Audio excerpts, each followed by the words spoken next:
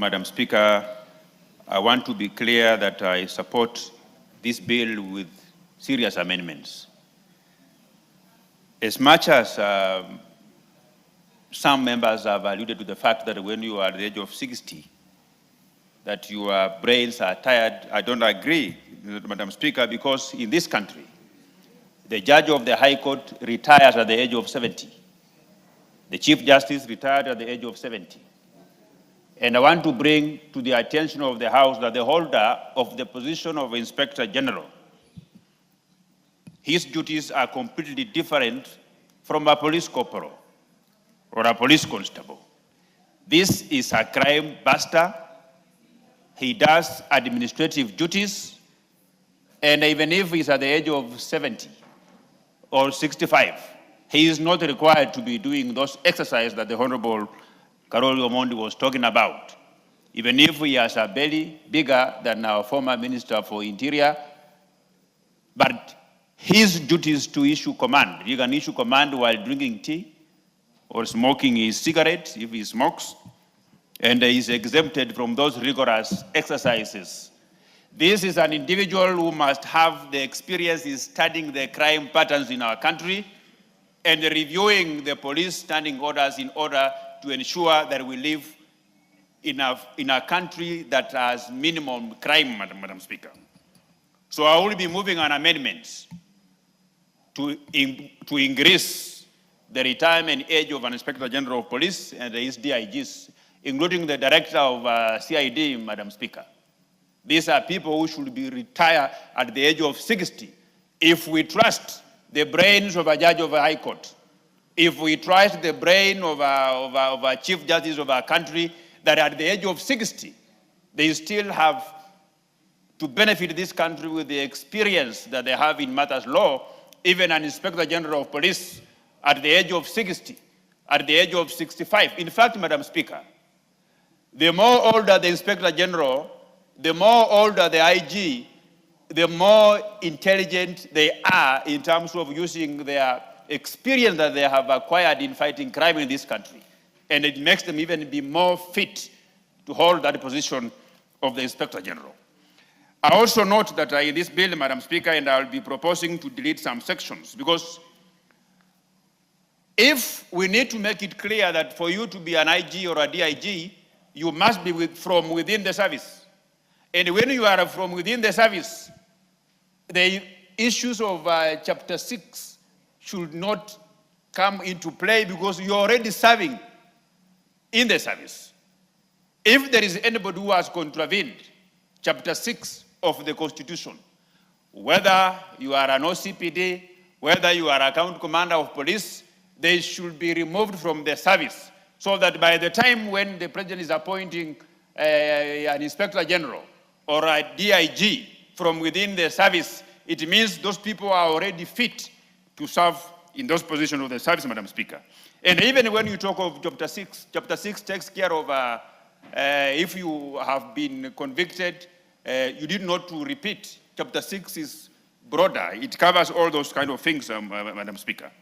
Nonetheless, I want to take this opportunity to thank the sponsor of this bill, Honorable Oku Kaunya, and Oku Kaunya served in the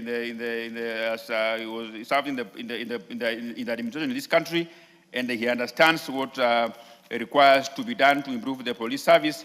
But also, Madam Speaker, even as we seek to improve this bill, we must also try to make the office of the DIG, the office of the Inspector General, to be immune from political interference. We must also try to improve the conditions of the police service in the manner in which the police carry out their operations, Madam Speaker. Madam Speaker, this bill, I will be proposing more amendments to improve it further and to make it, to ensure that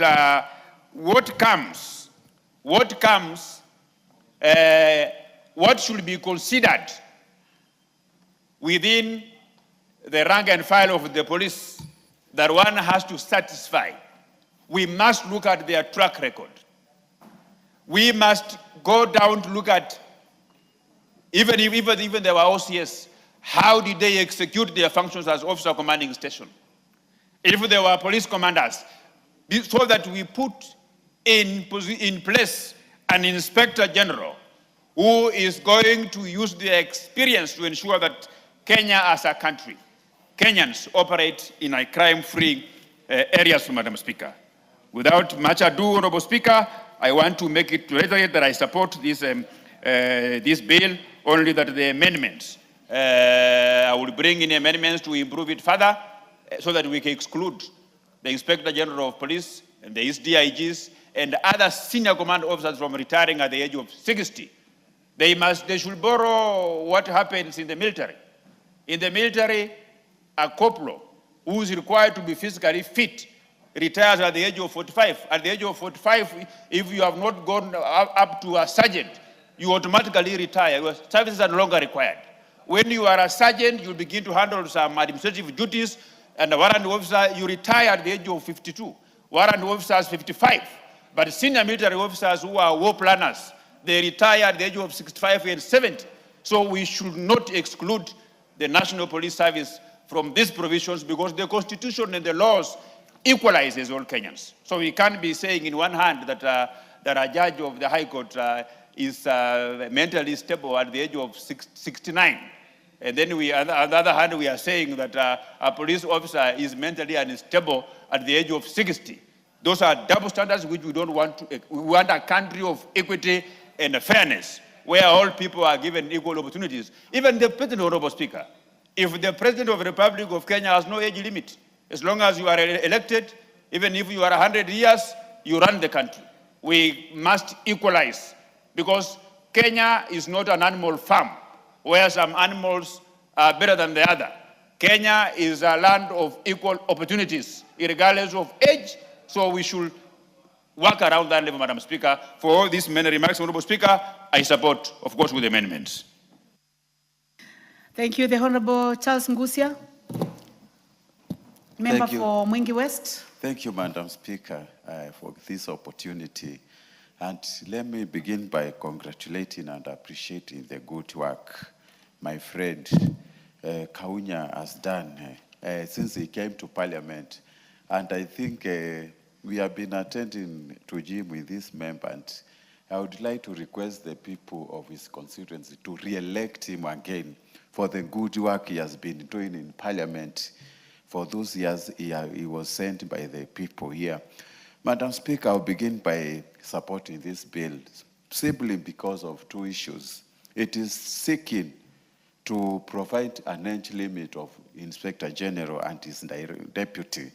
And secondly, it is going to address the issues of the capacity and ability to handle the demanding nature of this job, Madam Speaker. The AG and the deputy, what they go through on a daily basis. Madam Speaker, if you visit these offices and you see these people, they go through strenuous activities on a daily basis.